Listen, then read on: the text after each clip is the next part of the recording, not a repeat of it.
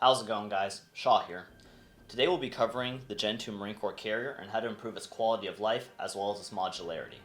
Now, while the Gen 3 is starting to get fielded by Marines, the vast majority still have the Gen 2, and so this information is still relevant and can be applied to other carriers out there as well. We'll try to cover some low-cost, simple solutions, as well as some aftermarket products from ourselves and other companies. So with that, let's get started. Now, the first thing we are going to cover is understanding how the carrier works and how it fits on your body. And only after you do that can you actually understand what the issues are and how to solve them. This means take 15 to 20 minutes and sit down with the carrier, open it up, check out what the inside of the plate bags look like, the straps, fit it to yourself properly, and then you'll be able to identify the friction points for yourself. Also take the time to molly stuff on and take it off repeatedly to meet whatever your SOP is. And once you've done that, then you can actually see, okay, well, these are our deficiencies and these are where we need to make, some small adjustments.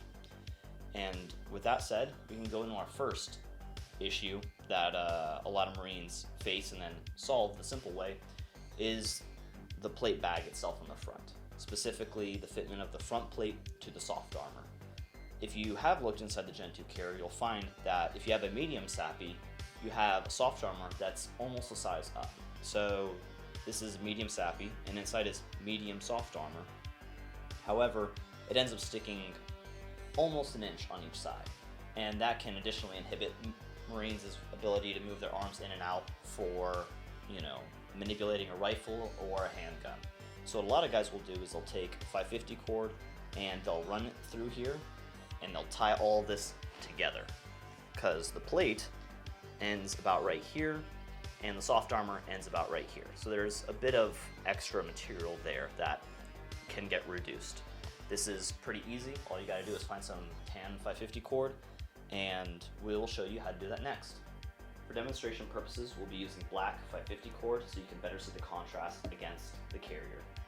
Essentially what we're doing is we're routing 550 cord through these top 2 or 3 loops on each side and tying a knot and really cinching it down. And the knot, we want it to be hidden in under one of these molly cells so that it's not up against your shoulders or on the inside of your carrier digging into you. Make sure to gut your 550 cord as this will help it have a much flatter profile against the inside of the plate bag. So let's get started. We'll go ahead and go through our top 2 cells here. And on this end, you're going to want to have a pigtail that's long enough for you to tie a square knot. So right there, we're going to leave about 6 inches on that side. Make sure you set that there. We're going to flip it, and we're going to run it across as straight as possible with this side. And we'll run it through the same exact 2 on the other side. Right there. Make sure you're trying to keep everything very straight, exactly where we want it to be. Flip it. And pass this over this side. And so you can see we have our 2 inches of space. And we're here. So with that said, we're going to go ahead, give this guy a little bit more by pulling on this one. Pulling on that. And we're going to just kind of cinch this together. There. Make sure everything is still straight on this end. And you'll basically go ahead and cinch this down to your desired level of tightness. You can go as tight as you want, or you can back off, but just understand that this is going to buckle a little bit. So I recommend when you do this, cinch it just a tad more than you want, because as you try to tie a knot, it may loosen up just a tad. So safer to pull and then go ahead and start. So with our knot, we're just going to do a square knot, so one end over the other. If you can't see this, I'm sorry. Go in there, we go.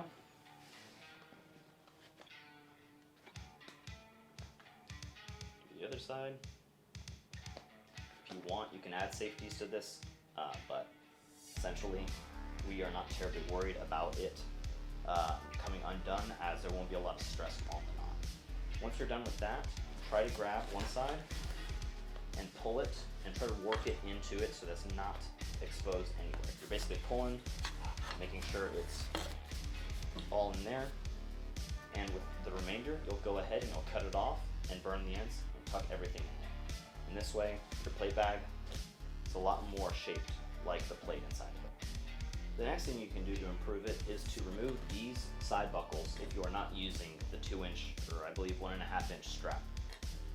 We nicknamed it the chicken strap, but if you're not using that, these serve no purpose and will end up just in your sides. So they're actually pretty easy to remove. They have a split bar in the middle, so all you got to do is peel or kind of crumble the webbing till it gets past that ridge, and you'll just squish it down pretty much all the way down, and then just work that tooth out like that, and now we have that out, and you'll slide that out.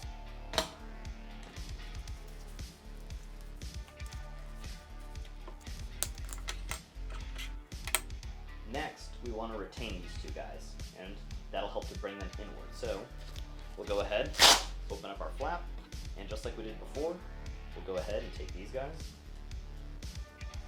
tie a knot. You'll notice that there's a number of things you can do to this carrier, all with 550 cord, so it won't cost a ton to make small improvements. And so now we're going to make this just hug our plate bag. So just like before.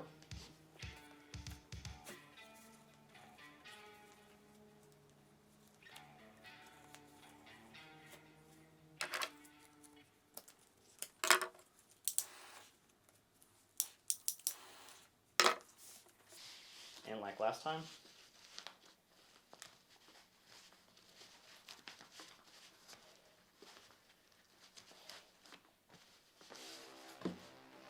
make sure to save these two, as you are going to need those to turn into SIF at the end. This next tip comes down to personal preference, and it's not something we necessarily recommend, but it is a possibility you should be aware of if you run into any problems associated with these buckles. Some people will complain about having the buckles interfere with them shouldering a rifle. I never had that issue, however some have, and so we're going to go ahead and cover how to fix that discrepancy. Another way that this actually might be useful is if you're running a radio and have radio wires coming up your shoulder, they're effectively anchoring this buckle. And so it almost makes sense to go ahead and just remove this buckle so that you don't even think to go and get your carrier from a anchored buckle that has wires and maybe even a camelback tube sticking out of it. So it's pretty easy, and it's actually one of the nice things about the carrier is that little 1.5-inch rings are included, and they're actually recessed back here, usually. All you gotta do is basically flip this and flip this. So we'll go ahead and do it to the right shoulder. So kind of like we did before on the smaller 2-inch buckles, actually I'm sorry, 1.5-inch. We're gonna go ahead and crumble these guys down all the way. There we go. Make sure you hold on to that, so I'll throw it on that side. And you're going to go ahead and route this out.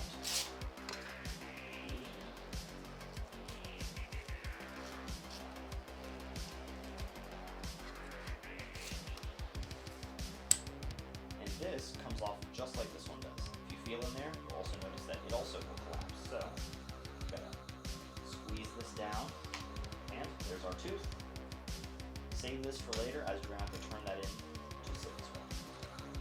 So now all you're going to do is you're going to flip it. So you're going to take this guy, throw him back here. Similar to how the older Eagle carrier had buckles in the rear for some reason. So go ahead and put this on.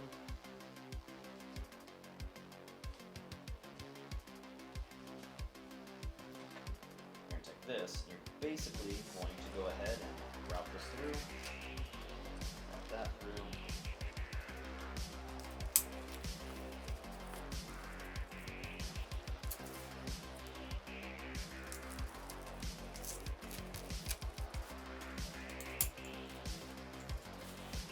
There you have it. Now you have a buckle on one side and a slick slide on the other. One thing we recommend is that if you do plan on having any cables or any sort of cordage running through, is to try to make things as streamlined as possible so that you minimize any snag hazards or anything else like that. And that's where the elastic tube cover can come in. You can go ahead and mount that there on any sort of anchored shoulder strap and route your cable through it. Here we have an antenna relocator cable going through here, and it's just one of the small things we recommend to really streamline your kit and reduce any snagging or exposed wires. The next thing we'll cover is the shoulder straps and how to best contain all of this. Personally, the best solution for me is some sort of shoulder strap sleeve. Not a pad, but a sleeve. The reason not a pad is that a lot of pads on the market won't be able to get all around all of this because we have a 1.5-inch webbing strap, but you also have 2 inches of padding here, and so getting a pad around more padding doesn't usually work. But a sleeve does, and it also helps to keep everything here intact. You know, a lot of this stuff can wobble out of place, and if you've ever seen some Marines who aren't terribly well put together, you'll notice that this stuff kind of comes out, especially on the Gen 3. You'll see a lot of guys' kits where the pad has like somehow slid out from the side. What this does is it helps keep everything nice and tight, and you know, everything is just streamlined. Slings are able to run past this better and not get caught on all these things.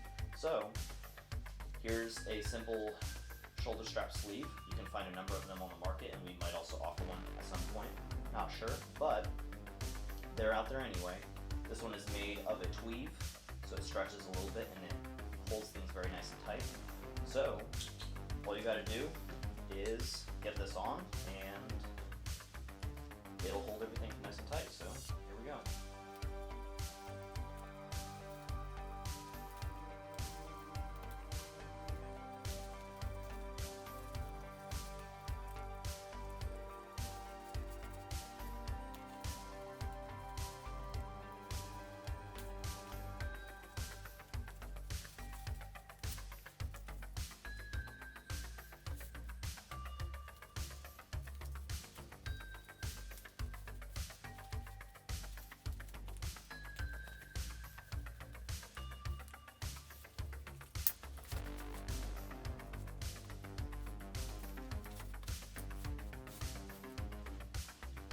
There you go.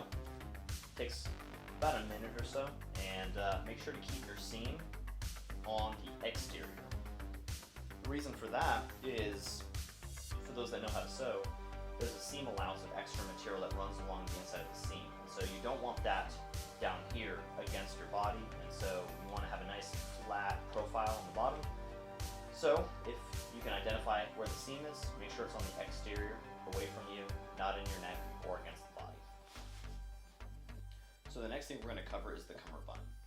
Now, this is one of those items where we highly recommend you go out and you actually just buy one or replace the issued one, either from us or someone else, as most of the issues with this carrier come from the Cummerbund.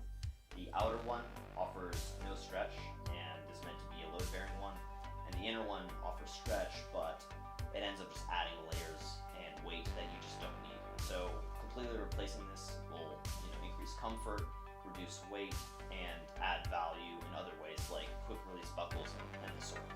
So right off the bat, just go ahead, take all the issued Cummerbunds it comes with, put them in a bag, and stick them in your wall locker. We recommend going out there and getting one either from us.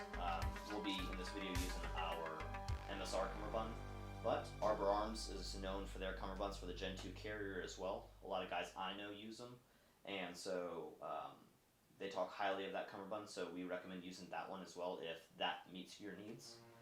For now, we're going to go ahead and show you how to lash on a Cummerbund. Here, this is just a 2-band in the rear, but you could use any 3-band as well from either Cry Precision or Spiritus's 2 to 3-band, because here you have a lot of real estate to lash on sharpboard.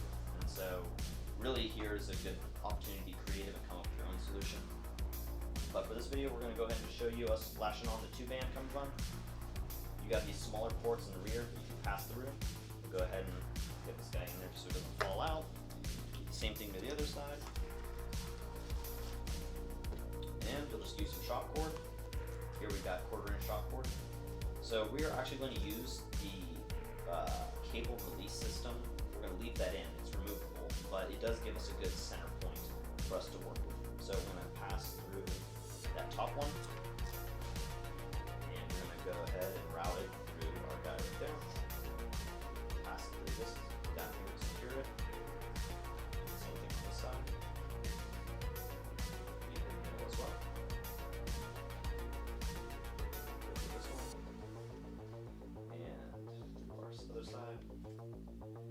pass only one of these through here so that we don't just have both of them in there. And so we'll lock it up. And go ahead and start with an overhand knot where you think you'll be, or how much gain you think you need.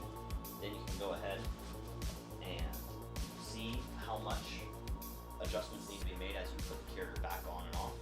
And that's pretty much it, really. It's an easy fix. Like we said before, if you're going to spend money on this carrier, start with Cummerbund. The next thing we'll cover is the front of the carrier. Now there's a ton of options out there for the front, and it really comes down to preference. So we're just going to kind of list off the different kinds of solutions you can look into and our recommendations. So the first one is just straight up Molly. The first front pouch I actually got myself was the Blue Force Gear, I want to say Helium Whisper triple mag pouch thing. I forgot the actual name of it, but essentially it's just a very simple old beat up elastic pouch that ends up mauling itself straight to the front of your carrier. It served me well. It held standard rifle magazines, flashbangs, tourniquets, and the sort. These are just incredibly useful. Any space that you have just extra mauling, you can stuff into them. This is a pretty easy way to go, and not a lot of bulk at all. Doesn't really require anything to be added at all to your carrier. So this one option we definitely recommend, and I want to say they have a newer variant as well that I've seen people use, and so far they seem to like it. If you want to run a placard, a lot of the placards on the market won't interface directly to this, and that's where Axle Advanced comes in. They make some adapters that work with the Marine Corps carrier as well as other carriers on the market, and so if you want to run, let's say, a Spiritus Mark IV chest rig, go to Axle and get an adapter that you can add to this, and then you can use your placard of choice out there. If you want to run one of our placards, such as our beefed up ARC placard or the elastic placard version 2, you can go ahead and get one of our adapters for our own placards. Now this also mollies onto our carrier and then allows you to directly thread this on to the adapter.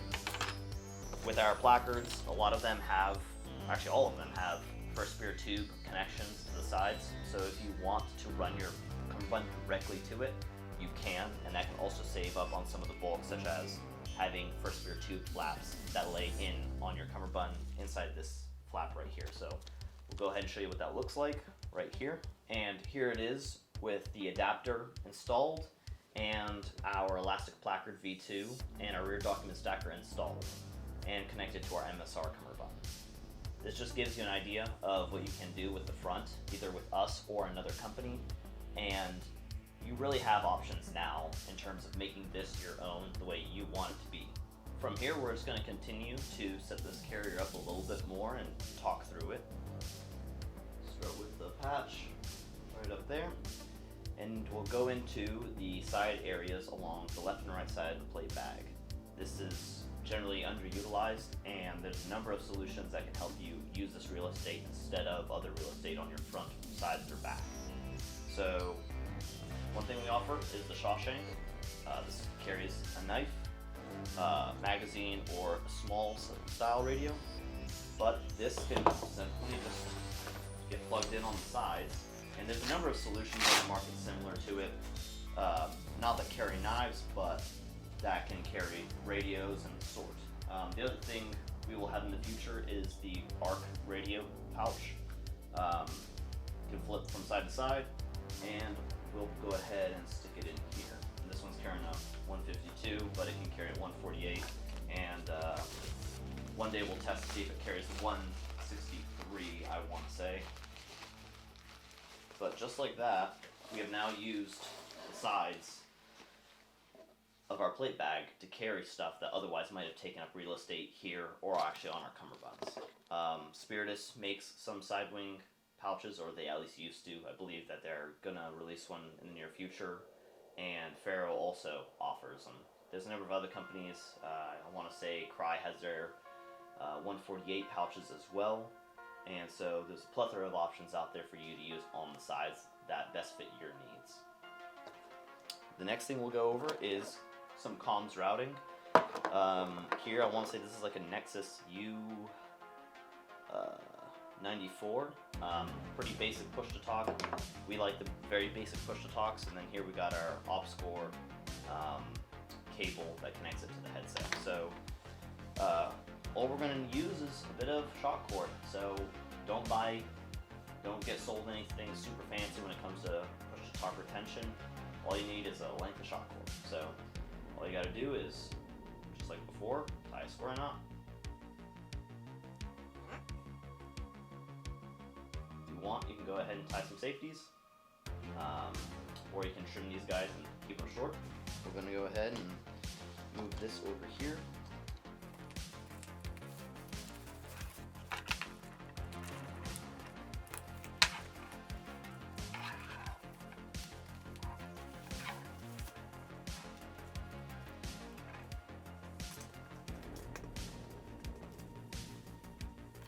Here we'll use a rubber band to fold this over. You can try to use a larger parachute retainer band for stuff like this, but something like this will always be helpful. Get this out of the way. We'll go ahead and tuck this little center tab into this molly. There, out of the way. And now we have our push-to-talk here facing inboard. Go ahead and plug in our headset cable. We'll actually go ahead and feed it from the back. Might be a little easier to do.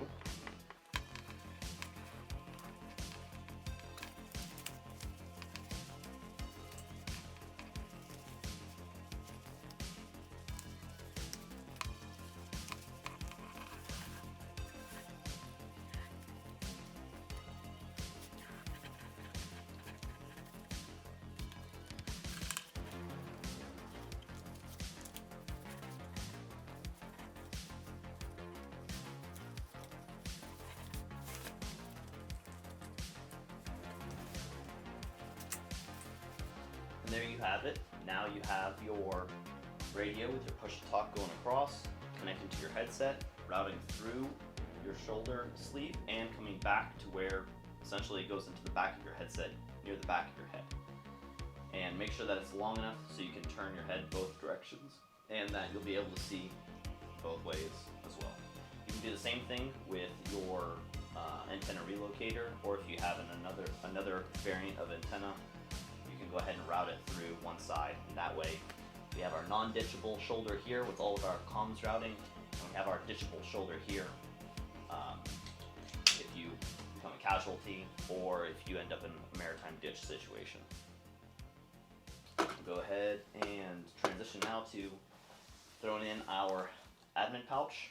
Admin pouches are one of those things where it's a lot of guys get fixated on carrying mags and tourniquets and stuff like that, but having a good admin pouch is important for when you need to carry all that other silly stuff that people often forget about, mission documentation, small maps, tools, and that sort of thing. So there's a number of very large admin pouches out there on the market that don't really seem to fit well on any carrier. Our goal for this admin pouch was to make one that would work out fairly well and would be just out of the way. So here we're going to go ahead and install this guy.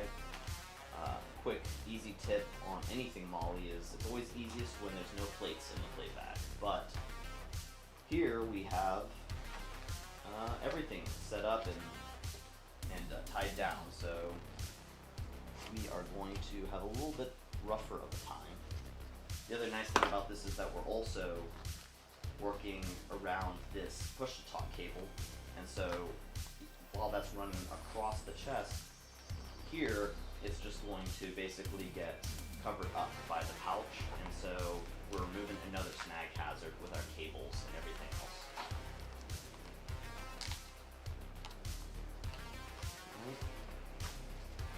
Getting there. Start securing these tabs now down here.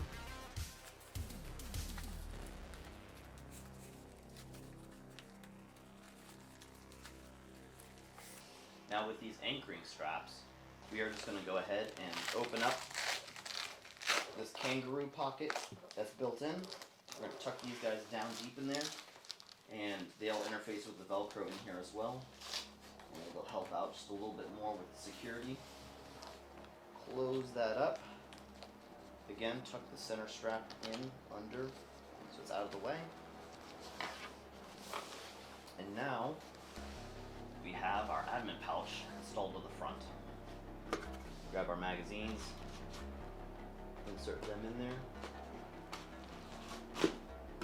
Tip for inserting magazines in elastic pouches of any sort is to go with one tip in and lock it in. Imagine you're loading an AK with an AR mag. And there we have that. One thing I want to cover is also on the back. What you'll notice with a lot of these carriers is that there might be 6 rows of MOLLE, which is great for some sort of backpack, but that top row of MOLLE is almost 3 inches below the top, and so generally you want to have all your weight on your back as high as possible, and that applies to rucking, but also that applies to your carrier as well. And you'll see a lot of photos of Marines with hydration packs on the back, and they're just like drooping down here because the pouch doesn't even start till like up here. So with that said, we don't really recommend attaching anything to the back. I used to run a Haley Strategic flat pack, and it ended up, sitting way too low. And it also, when expanded, looked like I filled a pillowcase full of stuff and was also sagging, and that's its own issue. But we recommend trying to find a solution where you can mount a pack, kind of like our future plate carrier pack, to the front over here, and have it clip in, go over the shoulders, and that way you can have a pack that sits where it should be. You can also just wear a pack on top, such as the day pack that's issued. However, those aren't terribly comfortable, but there are a number of good solutions out there that you can wear on top. Really, when it comes to packs, try to find the best way to consolidate your gear without using a pack, but if you absolutely have to, make sure that you try to make it as comfortable as possible. I want to say the Mystery Ranch packs also help cater to this issue with their side padding system that kind of holds the plate there. I can't recommend that, as I haven't really used the Mystery Ranch system with the plate carrier on, but this is one of those areas where it's a bit difficult to resolve. So some people you'll see will try to use a hydration kind of pack here and then put flashbangs up here, and that really just comes down to mission SOP and what your job calls for. Not everyone's going to be carrying flashbangs up here and then a condensed bladder here inside of like a GP pouch. But that's just one thing we also wanted to hit on. But overall, I'd say that not a lot of the stuff we did is super crazy. A lot of it's just really tightening down your gear and looking for solutions out there that match what you need. You don't need to go too crazy with this. There were some things that we recommended you buy, such as the Cummerbund and shoulder sleeves, and the Cummerbund can be pricey, but some of the other solutions aren't terribly pricey. We'll go ahead and just kind of throw this on right now, just for you to kind of see how it all ends up fitting.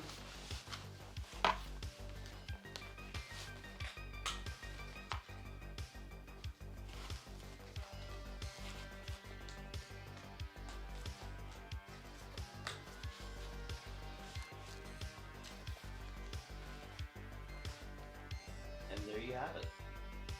I'd say it's a huge improvement from what's generally used by Marines, and it already feels a lot more comfortable, at least to me. I hope you learned something in this video, and if you didn't and you're already initiated into nylon gear, I hope that you can pass this on to other Marines who aren't so knowledgeable, and that this can be a little bit that can help them as well. You could use this video as a resource for a hip pocket training class for junior Marines if you'd like. We're not going to ask you to hit the like button and subscribe, but if this was helpful for you, pass that along to other Marines. And in the upcoming weeks, we'll be also doing another video on the Gen 3 Marine Corps carrier and how we plan on improving it as well, as that one has a a lot more stuff going on with it than the Gen 2 here does. Regardless, thanks for watching this video. Hope you learned something, and have a great day.